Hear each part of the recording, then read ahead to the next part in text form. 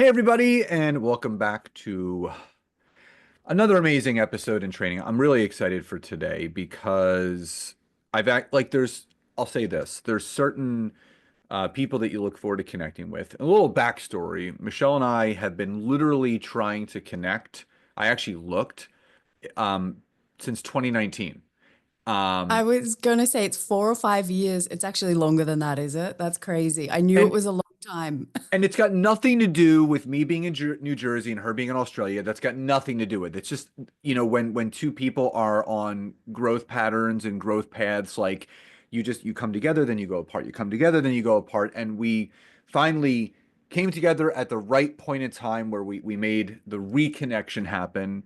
And like when you look at your calendar and you see what you have going on that day, and I saw that I'm finishing my day with this interview and this training, uh, I was so excited. And for those of you that are watching or listening, if you do not know who Michelle J. Raymond is, you are going to know her after today's interview because a lot of you have coined me, quote unquote, this LinkedIn guru for LinkedIn profiles, this, that, or the other, which I'm really, really grateful for, and marketing and branding. But the question that I get often is about LinkedIn company pages. And I know some about LinkedIn company pages. I have my own, but this is Michelle's jam. It is her expertise. It is her zone of genius and brilliance. This is what she does.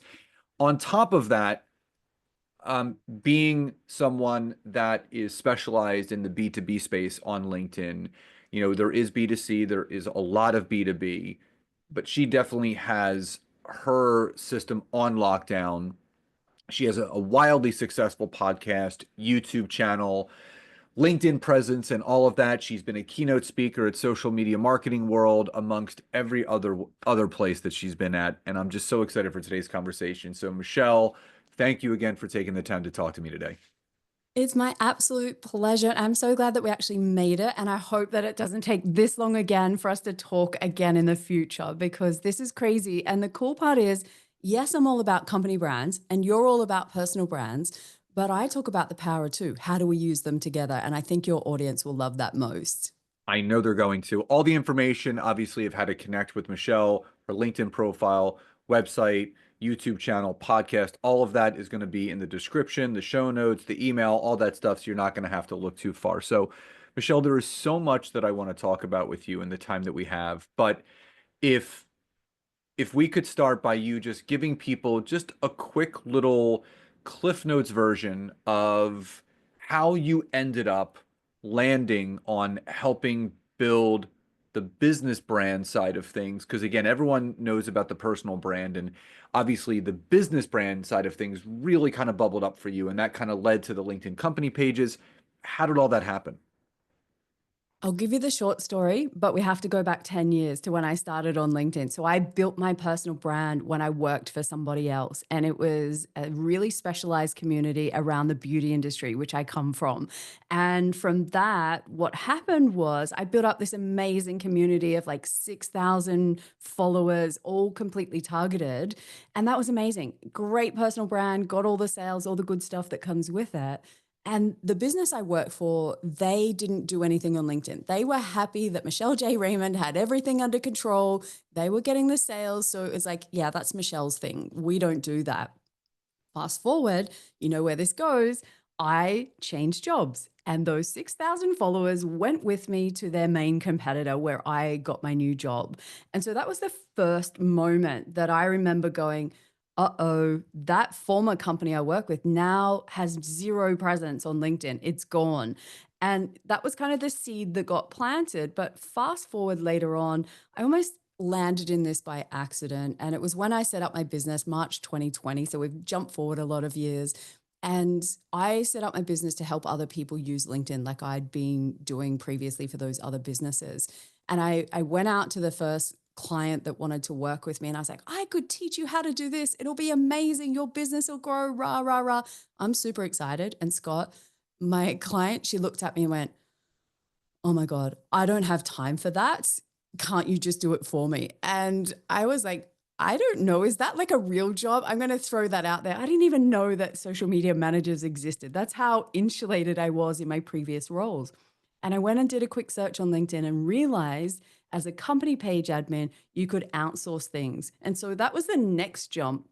But what I realized was everybody on LinkedIn that was trainers were all talking about personal brands. And I was like, why is nobody talking about company pages? I couldn't understand why we'd cut off half of the platform. And in hindsight, I realized because, yes, I'm not going to put it out there because I don't think people listen if I don't say this up front. If you do a post on your company page versus a personal profile, it will go further on your personal profile. I'm not here to argue that point or change that point. It is a fact.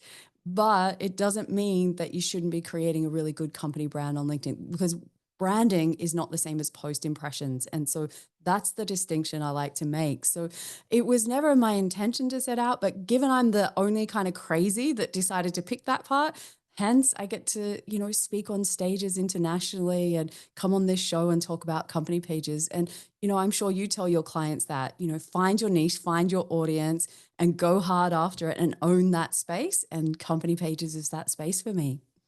Is there something you can recall from that first company that you worked for from a skill side of things that you maybe didn't have going into it, but you developed after that you were then to take into everything that you're doing now and beyond?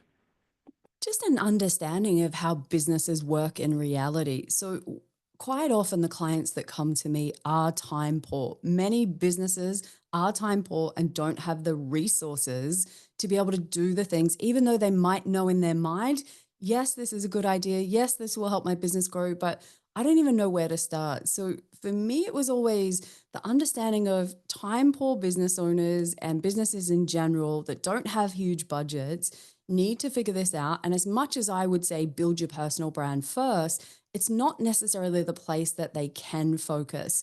And it's actually being able to outsource to a third party that takes care of things for them can often be that springboard of where they jump into things like building personal brands for their employees.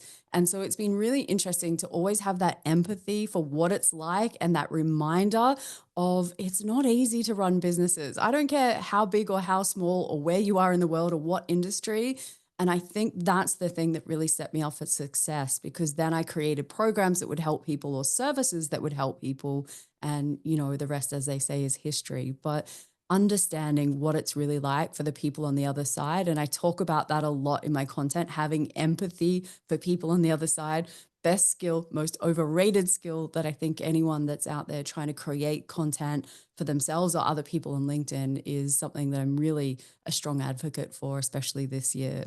Yeah, I could not agree more. And for me, LinkedIn has become one of those platforms that it it kind of doesn't feel like social media anymore because building a personal brand, building a business brand, having that visibility. I don't care. People can argue with me up, down, left, right. There's no other platform that gives you the type of visibility, credibility, and allows you to showcase your skill set than LinkedIn. But the question that I get asked often is, do I need a company page? Because there are a lot of people, and I think you can help by answering this. There's a lot of people that maybe they're a coach, they're a consultant, they're a service professional, maybe they're an insurance broker or in finance, they're a solopreneur that's kind of building some things. And there's people that, and I always tell people, for me, there are people that are a good fit for LinkedIn in general, and there's people that should not waste their time, like go to Meta, go to TikTok and sell your stuff on there. I think the same kind of question populates for people that are a right fit for LinkedIn from a personal page side of things compared to the company page side of things. So the people that are listening and watching, who would you say is a good fit and who should have a company page compared to who would you recommend not and just focus on their personal brand through their personal page? First of all, I would say everybody that runs a business needs a LinkedIn company page. So I'm going to say 100% of people. And the reason being is that you can piggyback onto the back of LinkedIn's credibility. And what I mean by that is if you are a solopreneur, which is how I started my business, when you're starting out, it is so hard to get that attention because you're just building a brand, you're just starting out. And I found when I set up my company page, it was indexed by Google. It was always the second result that came after my company page, after my website back in the beginning. And people would click on that and come across, and then they might discover my personal brand. And so it was a second way for people to try and meet up with me and discover me, which I really needed back in the beginning. So the concern then becomes spreading yourself too thin. Now, to answer your question, is it right for everybody? Yes, setting it up is right. Only takes 15 minutes. It's free, and you can piggyback off LinkedIn's reputation on Google and places. But it then comes down to how much content are you going to put on there? And if you are a solopreneur or those small businesses that we're just talking, the answer is very little time and energy is going to be put into your company page. It's not the right place. But there is an upside if you do invest a little bit of time, and repurposing will be your best friend when it comes to this.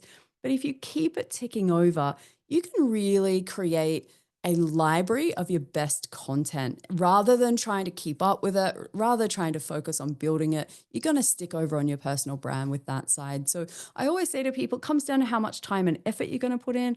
So for small businesses, keep it ticking over. Bigger businesses, you might have more resources, and it's more important because you've got staff that you want to attract the best talent. It might be that people are, turning over and coming and going. And so from that perspective, they're going to put more effort into it. So, horses for courses, as we say, but ultimately everybody needs one. It adds credibility to your business, makes you look legit. And I loved using my company page to make me look like a bigger business back when I was starting. It made me look like it was real and not just a little side hustle that I did for fun. And that's really important when you're working with clients, that I don't get to meet many of my clients face to face. So I'm elevating trust with people that might be in other places and not face to face. I go in ebbs and flows. Like and I'm sure so many people do. They go on these LinkedIn company page tangents where they're resharing their content because, I recommend for people that if it's not their main focus, you still need to have that presence. Whatever you post on your personal, reshare it to your company page just so you cross-pollinate. But for me, one of the coolest things that I found was when you hit, I think, 500 followers of the company page, you unlock the RSS feed feature where you can connect a company blog from a company website or your podcast, which you and I both have. So I wanted to always make sure that there was content going out a couple times a week, and I released 2 podcast episodes a week. So I connected my RSS feed to my main LinkedIn company page. So there's 2 posts about my podcast always going out. So that's one way that I stay consistent. What for me, and correct me if I'm wrong, and you're the expert on this, and I really want to kind of jam out on this till we get to some of the things that are kind of circulating around LinkedIn. People can add as many super admins as they want to a company page. So if someone has a couple different admins, they have a team. And I know with each, the creator of the LinkedIn company page, they get 250 invite credits per month. And for the audience, just so you guys understand that, you can only invite first connections. You can't invite third. You can only invite connections. And that's why I love what you said, that the personal and business brand mesh together, because if you're connecting with the right people on your personal, you can then invite the right people to the company page for visibility. Does every admin also get the 250 invite credits? But I think the question that I get asked when I say that, yes, they can. Are they going to use the invite credits the same way that you would as the business owner? Yeah, so the way that it works is that there's 250 in total. So that's spread amongst all the company page admins. So the super admins, the content admins, both of those, whoever's on there can invite their first degree connections. The more targeted you are, I highly recommend that, because every time someone accepts, then you get a credit back and you can send another one out. So that's a really great way to grow your page in the early days.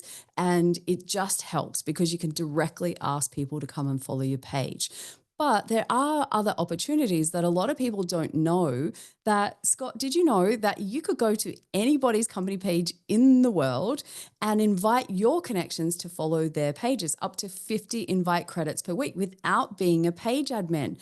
Employees of a company get to invite 30 of their connections each week. So if you can imagine, teamwork makes the dream work, Yeah. that if you all work together, then you can start to see that growth actually come a lot faster than you imagine.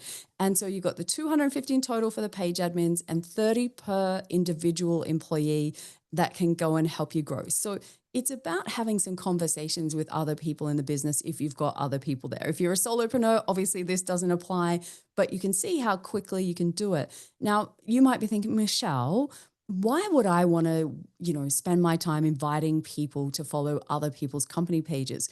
Well, it's like this. Maybe that someone else does a service that you don't do, that you want to highly recommend and refer that person and say, go and check this out. And so you can help other people. I'm a big fan of what goes around comes around. So the more we help other people, the more they help us. And so there's a couple of different ways that we can grow it. But yeah, the invites for employees, I'm pretty sure that 99% of company pages and their admins don't even know that exists because it's hidden away and it's hard to find, and nobody on LinkedIn talks about it because it is so hidden. And that's back on the pages team. I think they could do a few more things to make the life a bit easier for people to grow their pages. And that for me would be one of them.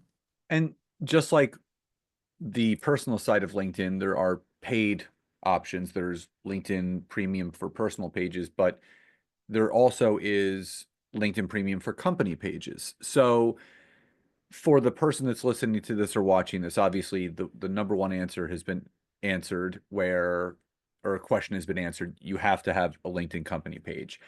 When does someone need to decide whether it's best to just use the free company page that we can all create right now? And when do we start thinking about getting to the premium company page side of things? I would say the decision right now is pretty easy. Save your money, invest it elsewhere, do training with someone to learn how to get more out of LinkedIn than what it is to pay for company pages premium. There isn't enough value in there for me to justify the price tag. And I wanted to love it. I've tried it. I was on board because there are a couple of features that I loved. It would help you invite people that had engaged with your content to follow the page if they weren't followers. And I was so excited. I thought that is brilliant. If you've got someone engaging with your content, of course you want them to become a page follower and to automate that process. I was jumping for joy until I realized this is what happened, Scott. LinkedIn restricted it to they invite one person per day. Oh my And I'm God. I mean, I how's didn't that going to even get any traction at all? and for, Australian dollars, I think it's 130, $150 a Oh, month or something like that. I was like, no, I'm out. So there's not enough features in there for me right now that make it valuable enough to trade that money, especially for small businesses. For some of my bigger clients, $150 Aussie a month, it's, probably around the 100 US or something. But for my bigger clients, that's a drop in the ocean. They don't care. It's like a bit of change. Then if they get some upside, they're happy with it.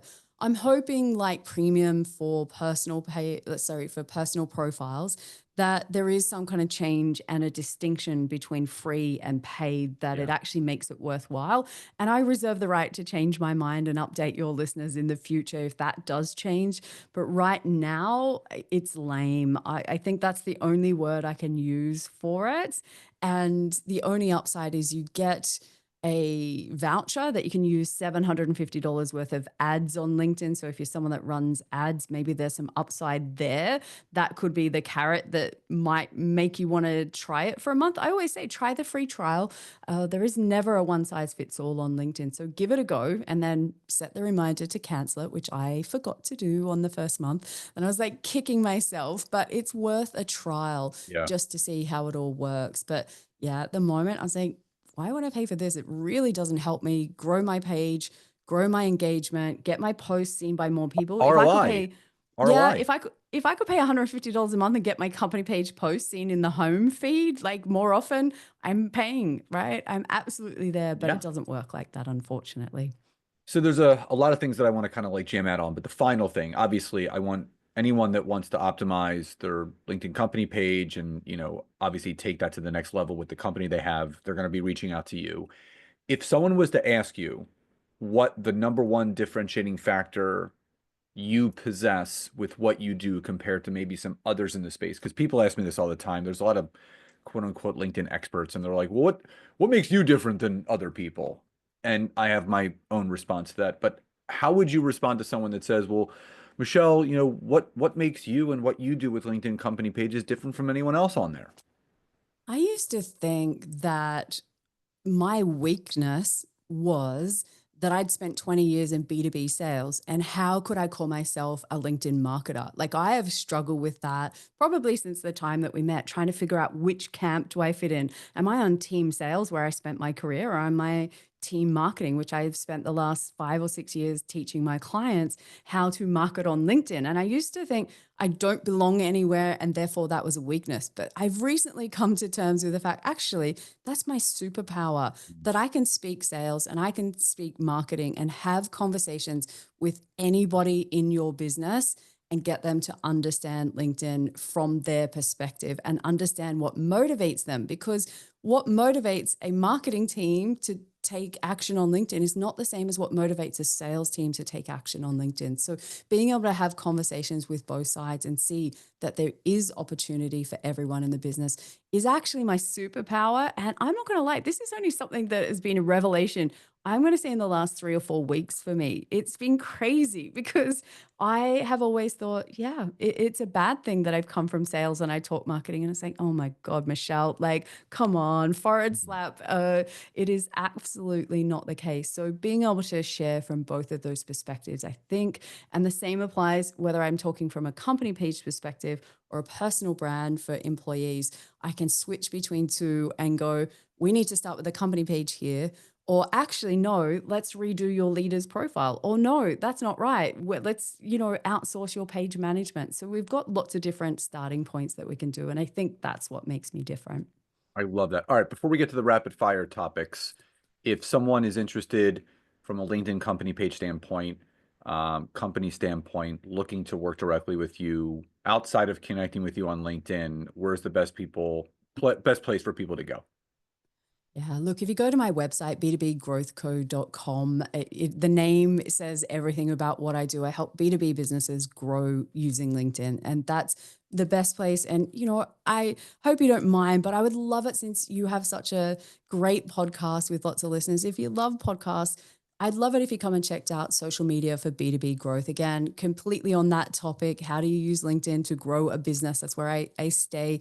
And I talk about company pages a lot on there. So I'd love if people come and found me there, because, yeah, there's so much that you can do on LinkedIn and so many different ways that you can go around LinkedIn. That's what I love about it, that there isn't a one size fits all. I love that you're really successful with your clients. I am with mine, and we come at it from two different ways. And I think that's the beauty of LinkedIn, is being able to find the way that works best for your business. So if I can help your listeners, I'd love to do that. 100%. And I'm going to subscribe. I'm going to leave you a review, and I encourage everyone else to do the same thing. So, is there a LinkedIn feature that you miss that they got rid of? LinkedIn stories. I I was going to say miss the same thing. I loved them. And I'm not an Instagram user. We met on Instagram. I remember Yeah. that that's where our paths crossed. But I am not an Instagram user. But I love the idea of being able to share content that doesn't necessarily stay around, but it's fun, it's lighthearted, it shows a different side of my day to day. I really missed it when I just, I did a world speaking tour. I got to go to Uplift Live in the UK and social media marketing world in the US and everywhere in between. And it would have been perfect for where I could have shared those little stories and brought Document people it. along on the journey, like, so that they can be a part of it, see a different side of me, have some fun along the way. I think bring some fun to LinkedIn, and LinkedIn stories for me, I still miss them. I don't I think do they too. ever got given a real chance, same as the pinned comment. Like, that went, I didn't even get that before it disappeared. No. They're the two things. Can I have two? Well, and I think within the LinkedIn stories that I loved is that then they allowed you to put the hyperlinks in your story. So so whenever we were doing a workshop or, my podcast came out, I would put the link in there that would take them directly to listen to it. So it was because a lot of people, I mean, LinkedIn comes out with data all the time, but I know, I think 52% of people still use the desktop and 48% I think use mobile. That's 480 million people that are using the mobile app every single day. People love quick hits. And I know that they did, the LinkedIn video feed, which is great, but like the I loved Lincoln story. I thought it was really, oh, I remember. LinkedIn video profile video. I Mm. loved that one too because, again, that gave you a nice 30-second clip where people you could introduce yourself, you could tell them what you do, how you help, you can give them calls to action like go to this website or find me on iTunes here. So I would say second to LinkedIn stories is the LinkedIn profile video. I missed that one too. Yeah, and I would say when it comes to video, obviously that's huge on LinkedIn right now. The thing that changed on company pages, which I miss the most, is there used to be a whole tab dedicated to video on company pages only, right? So this is before they changed things on the profile.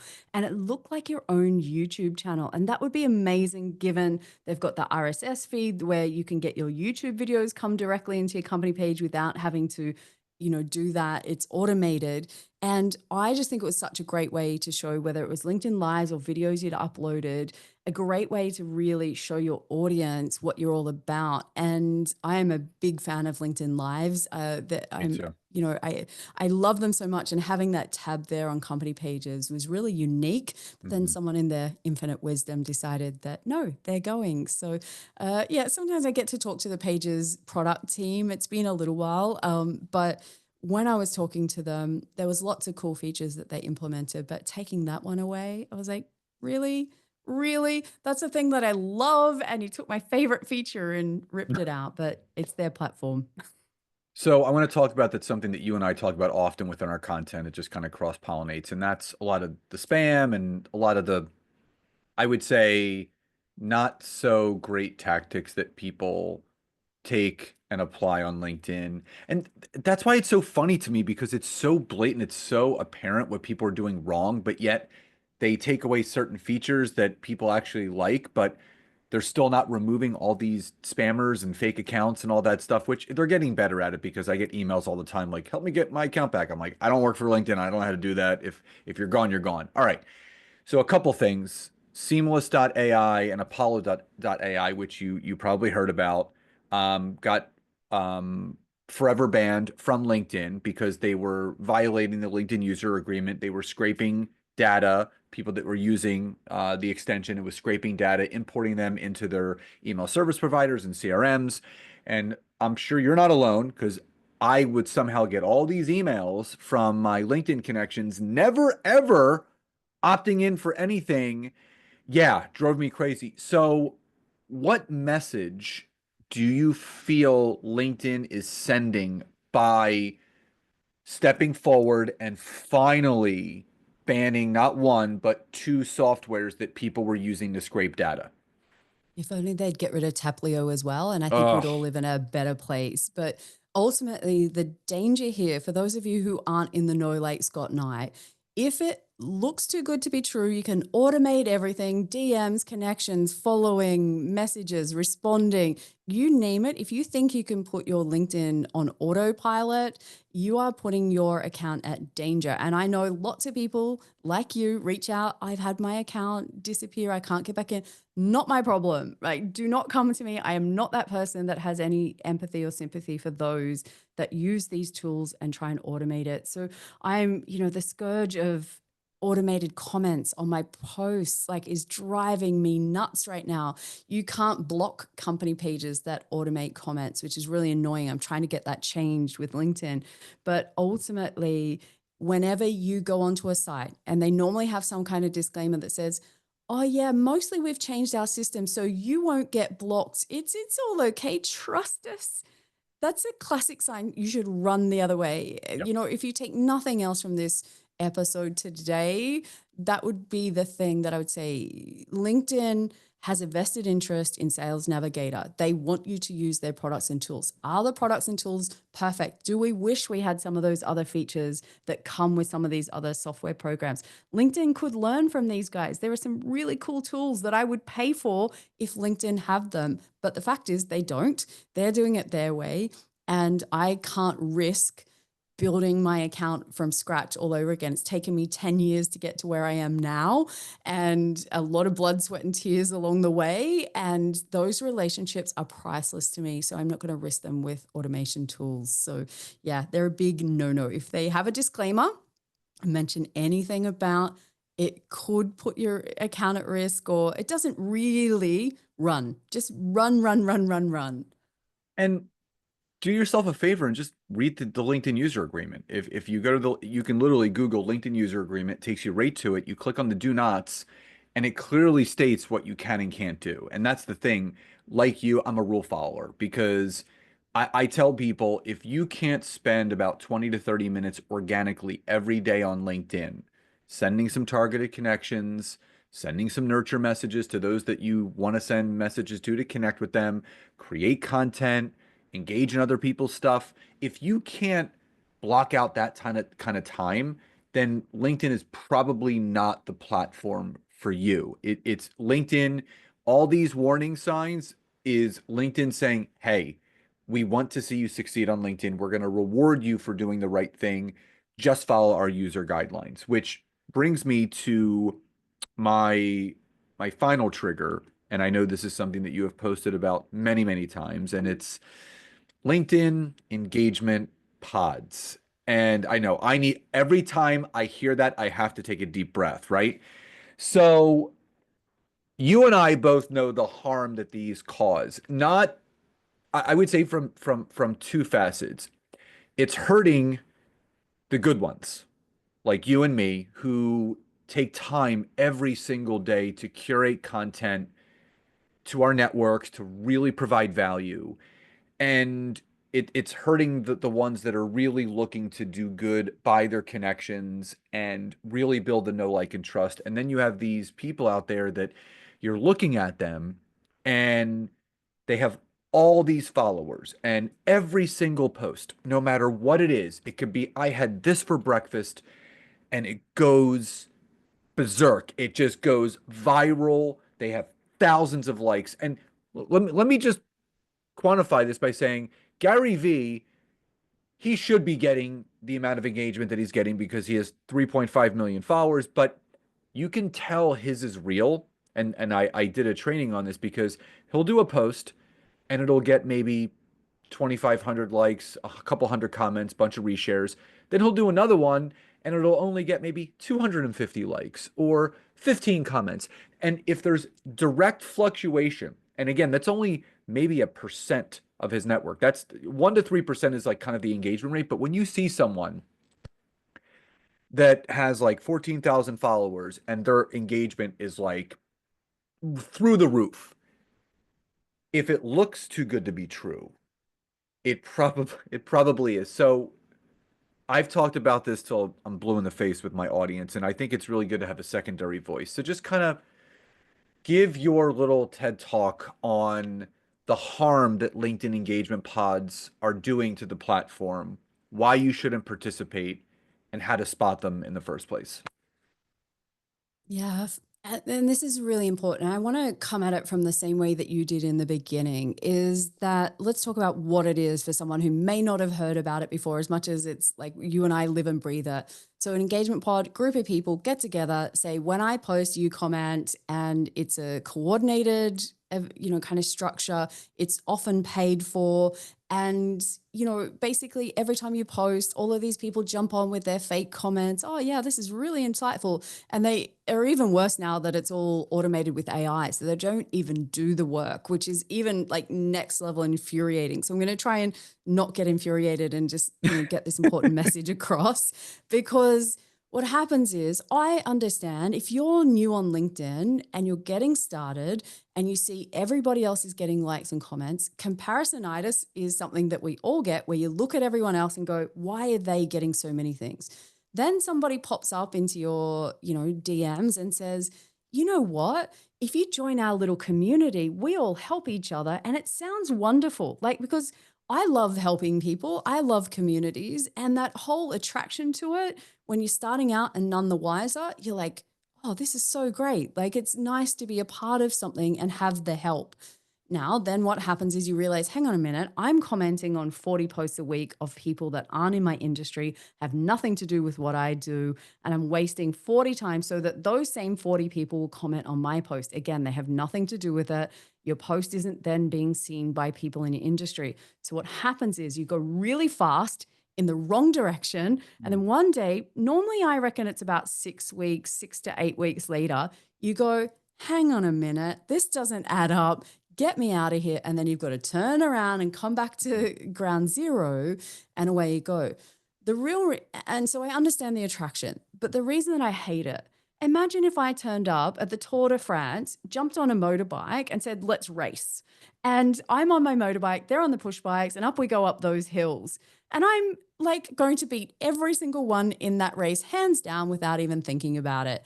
And so when you That's a great think visual right there, Michelle. That's a Right. great So you visual. think about me that's never trained on anything along those lines is now all of a sudden winning the Tour de France. And then people go, oh, but it's fine. It's an equal race. No, it's not. And then what happens is the people that do the work, work hard, and are doing their best don't get their voice heard on LinkedIn. That is what infuriates me, Scott, is when good people give up because it's an unfair race and they're, kind of left behind. And I hate that feeling for people. And so, I tell my clients, if someone on LinkedIn has probably over 50,000 connections in general, chances are they've cheated to get there. I'm just putting it out there. That's the number, because I know you can only connect with what is it? 100 people a week 100 people a roughly, if week. you get them to accept 100 Yep. people a week. You cannot grow to 200,000. There aren't unicorns out there that are just, there might be one or two here or there, but for the most part, those big accounts cheated to get there. And I'm happy to go on the record and say it, because friends like Daniel Hall, who have done the investigation into all of this, you can see the numbers, you can see how they did it. Oh And yeah. I'm a big fan of just calling it out and saying this stuff has to stop, because the good people that have really intelligent things to share are getting drowned out. And that's the biggest shame that's happening on LinkedIn right now. The good voices can't get heard because of it. I'm glad you brought that up because people look at my following and I'm somewhere a little over 34,000 now, but they don't realize that I've been doing what I've been doing since 2013. It's been 12 and a half years of steady growth, and it's been just steady incremental growth. And I remember I was listening to a podcast and we talked about this before, and this person got on there and basically was saying that in 30 days, they went from no following to 30,000 followers in a month. And I just had to call BS. And here's above everything that you said.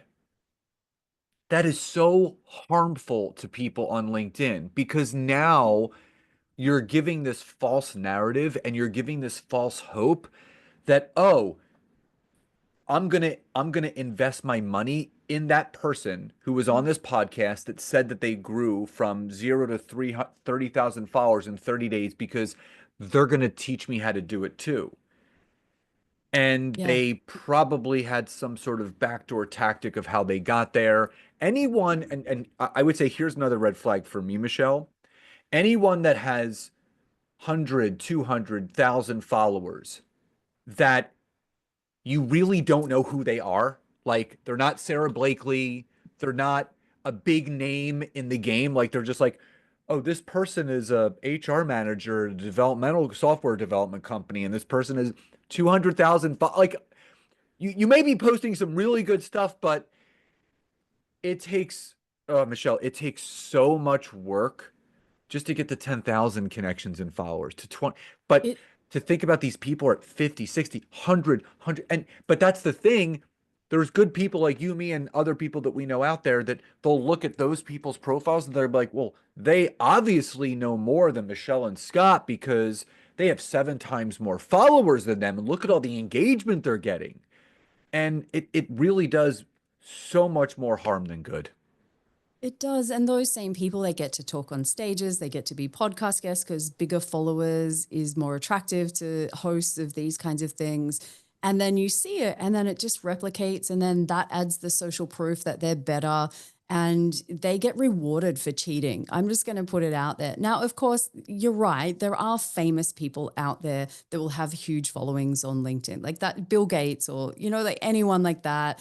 They have huge brands behind them. Richard Branson, these kind of guys, they've got huge brands. They've been doing their thing for a billion years offline. And of course, they're going to have big followers. But like you said, if it's the random person from a random company in a small part of something, and then all of a sudden, every piece of rubbish that they post, Through outperforms the roof. everything else, it just goes crazy. And I think there's a little bit on us that it's a bit buyer beware because I get the clients, Scott, and I have no doubt that you get them as well.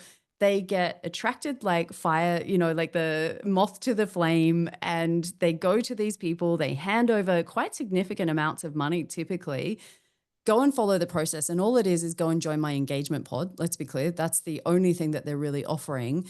And then they go and join. And then all of a sudden it's not working. Their business grows. They burn through their savings. They're getting desperate because this has impacts on people's families. Like this is personal for me when they're stealing money from people.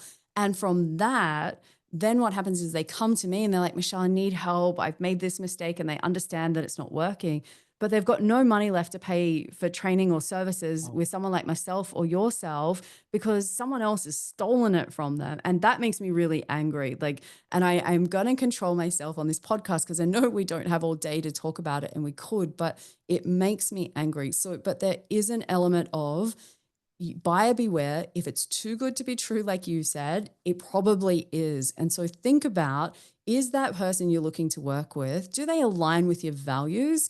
Have a look at who's hanging out. And the hint that I have is if you have a look and most of those comments are coming from people in third world countries and not from wherever that person is from, the chances are that there's something suspicious going on. Because just so you know, you can buy followers for LinkedIn in a heartbeat. It costs you nothing. You could get 10,000 followers for $100. Like it's nothing, but you will pay the price for Oh that yeah. because you've just blown your credibility. You've blown your personal brand and people won't trust you. And no, like, and trust is the foundation of everything on LinkedIn.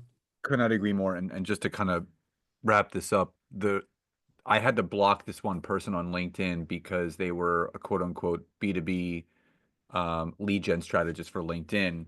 And I spoke to three separate people that wanted to work with me, like case in point, and they invested in this person and ended up dropping. Not only did they pay, I think around 10K to work with the person, didn't work with the person. It was one of their sales team members, and then had to purchase LinkedIn Sales Navigator, and then had to purchase two other pieces of software that, on top of the 10K, were responsible for about $500 a month of software and automation on top. And it's it's sad, but it's a hard lesson. And I think going back to your buyer beware statement, do your research. There was a client that just hired me last week. She did a ton of research. She Googled me. She read my book reviews. She listened to my podcast. She read my LinkedIn recommendations. Like she did her due diligence after hearing about me, which I want someone to do. I want you to do your research on me because the social proof that you and I have now, after the years and years and years of what we've been doing, can blow any of those people out of the water. And I can not, I'm not saying that with ego. I'm saying that with just confidence because what you do and what I do is we want to help people elevate their businesses to the next level. And we wouldn't be able to do what we're doing if we weren't actually helping people get the results that they want. Plain and simple. Yeah, people always come to me, and it's a fairly typical question in the sales intro calls that I have with people. And I know that you're just going to be nodding your head, going, yes.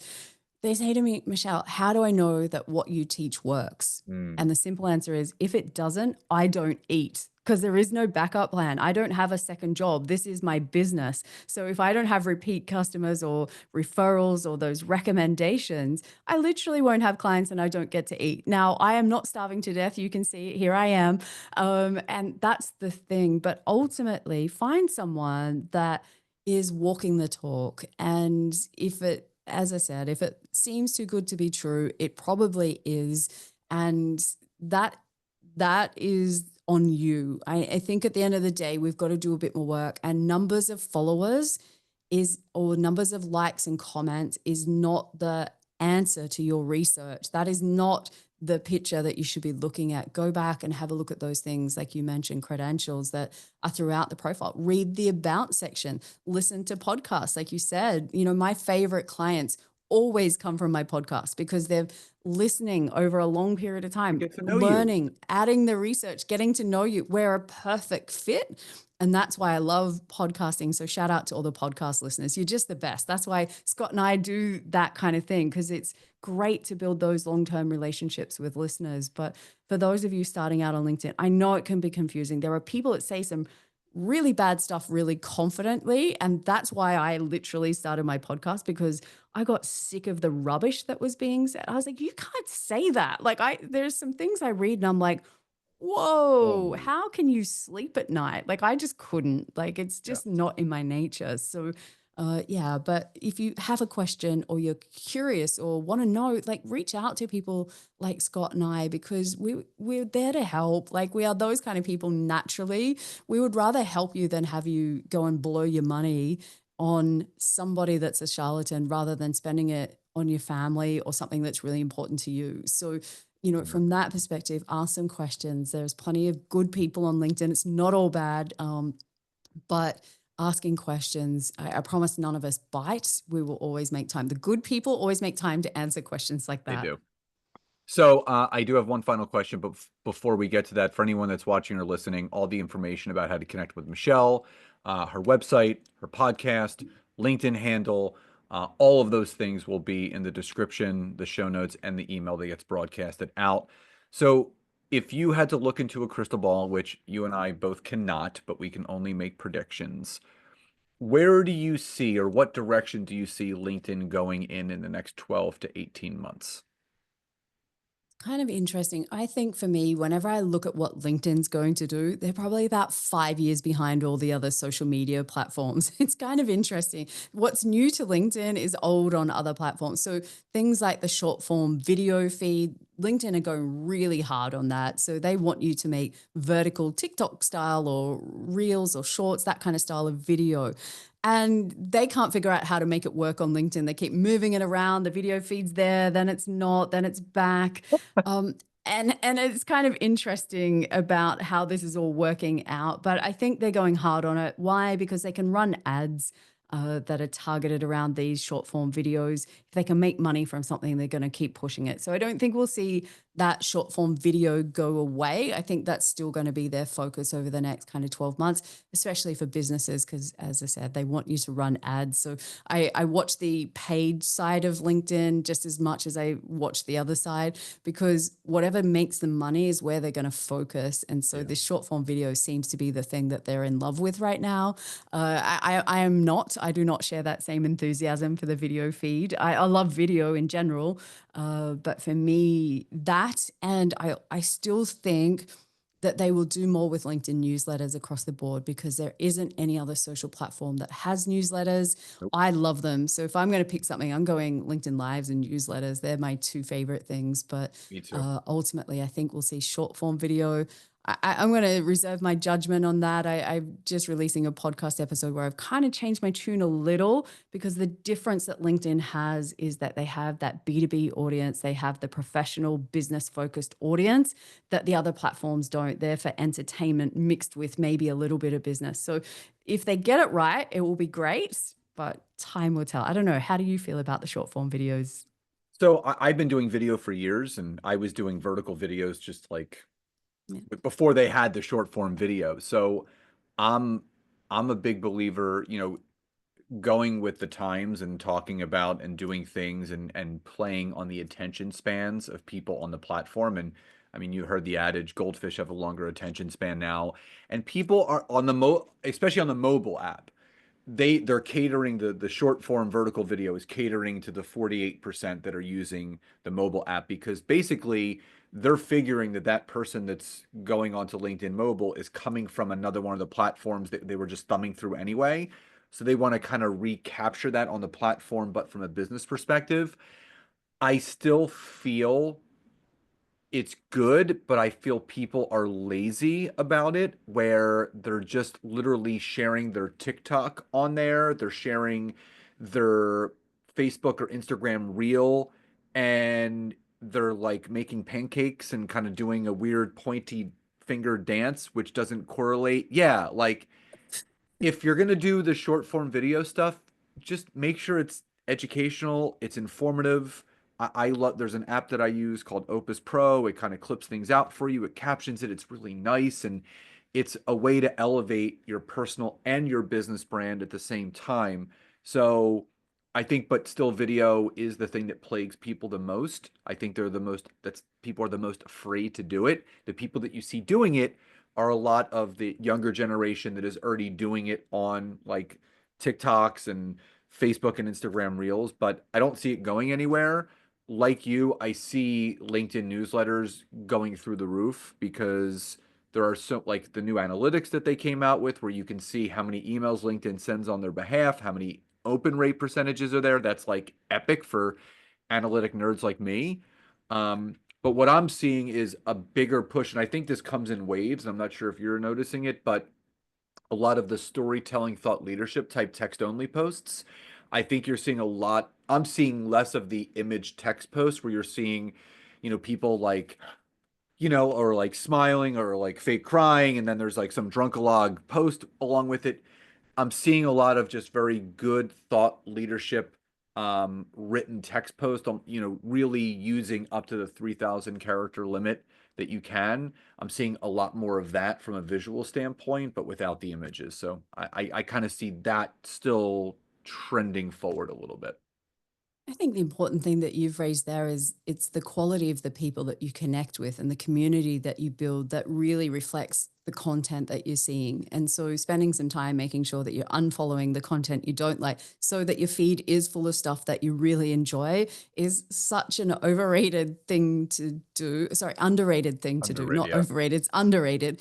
But ultimately for me, when you are surrounded by quality people and seeing that really amazing content, that's the LinkedIn that I love. That has taken me 10 years to build.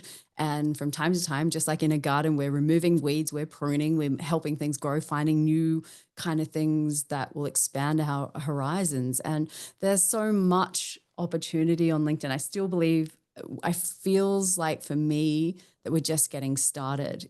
And it's exciting, especially in the I business agree. to business space that I'm in.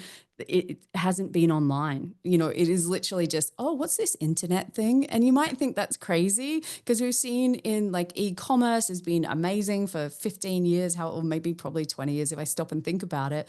But if you look at in business to business, it's always like, oh, we don't need that. We've got account managers go and knock on doors and manage relationships, and we don't need to be online and it's quite protective of all their IP.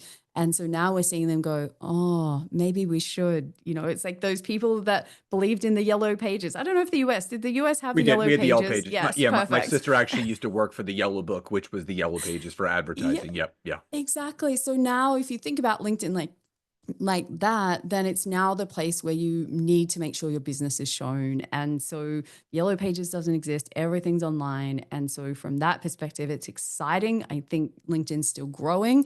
I think Uh, we are just getting started. And that is kind of funny for a platform that's, coming the up to oldest. 25 years old Yeah. soon. From that perspective, I think it's pretty cool. So worthwhile investing time and energy, but ultimately, yeah, just buyer beware. There is still the rubbish out there. There are people that will try and cheat the system. That's unfortunately a part of social media. But if you stick on the good side, it's just the best. Yeah, and I think Michelle, at some point, the cheaters always will get caught. You can try and try and try, but at some point you may get caught. But my belief is this: the good ones will stay, and the bad ones will find their way off of the platform in some way, shape, or form. And I feel I always tell people this is the marathon approach to social media. This is not a, like I remember listening to your interview with Chris Do. This is not a quick hit platform. This is you make small daily deposits that accumulate over time that create the long lasting effect that you're looking to have. It's like a retirement fund. You don't invest once and create wealth. You have to invest consistently and constantly to see that end result. Yeah, that compounding over time is where the real wins come from. And most people give up well before they're even close to getting that. You know, they hit the 3 month mark and go, I've been doing this LinkedIn. Why haven't I got, business coming in thrown at me? I think, whoa, like slow down. Like, how long does it take to build real relationships and community? That takes time. Is it worth it? Absolutely. Is it worth it and easier if you have a strategy and a way of approaching LinkedIn that's targeted, where you do things like nurture relationships, like you said. And that for me, when you've got those things in line, it becomes faster and easier. But hit and miss and spray and pray and those kind of approaches, which is, what we all did when we started learning. Scott and I have just been doing it for longer and made all the Yep. mistakes. That's how we teach our clients, because we went, oh, don't do that. Don't We can make our shortcut. mistakes. Don't Don't make do our that. mistakes. And I've got plenty. I've got lots that I can share. I'm certainly Yeah. not perfect, and I'm always learning because the platform's always changing. So, but it's just the best, I reckon. Well, this is, for you didn't know this, but between my podcast and my LinkedIn lives, and this is my longest interview I've ever done.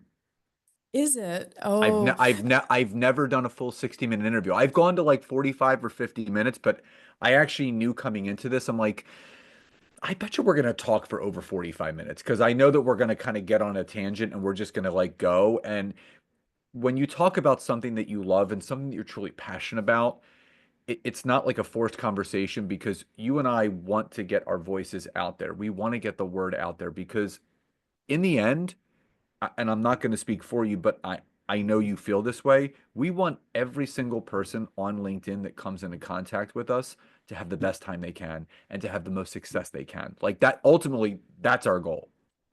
yeah. Look, I can't argue, and I can't believe that that much time has gone by. I feel like we only just got I started. know. So, We have to do there's a part two just at some point. I'm up for that because there's just so much cool stuff, and I want people to see the opportunity. It comes with those disclaimers that we've done. It's like reminds me of all the ads that I was watching in the US while I was there. Everything's got a disclaimer. I love it. It's just like, buy this drug. Here's your disclaimers. You'll probably die if you take it. It's hilarious. I feel like this episode's got a little bit of that in it. But ultimately, yeah, I do wish the best for everybody. I genuinely want people to grow their businesses and have that success and really get their voices heard, because there's a lot of cool and smart and interesting people on LinkedIn that deserve to be heard. And yeah, I would love to help more people do that. So that's what makes the platform that I love. So thank you for letting me have this conversation. I know we've gone all kinds of directions beyond Yeah. company pages, but it is ultimately, like I said, the power of two. Business and personal brands work together. It's one platform, and figuring out how to do that best is, the thing that you and I love. So no surprises we've talked this long. Yep. Way to put a bow on it. I couldn't have said it any better myself. And I just want to thank you, Michelle, one, for everything that you're doing for the business world. There's a need for more people like you out there, and I'm going to speak for everyone, on their behalf, that we all appreciate you and we honor everything that we're doing, and obviously much continued success. And I can't wait for to hear the feedback and what everyone took away from this, because I know this is going to be one of those long lasting, evergreen, impactful episodes that people are going to want to watch and listen to over and over again. So, Michelle, thank you again for being here today and taking the time to talk. It is my absolute pleasure. Enjoy. Cheers. So, everyone, I hope you enjoyed today's conversation with Michelle J. Raymond.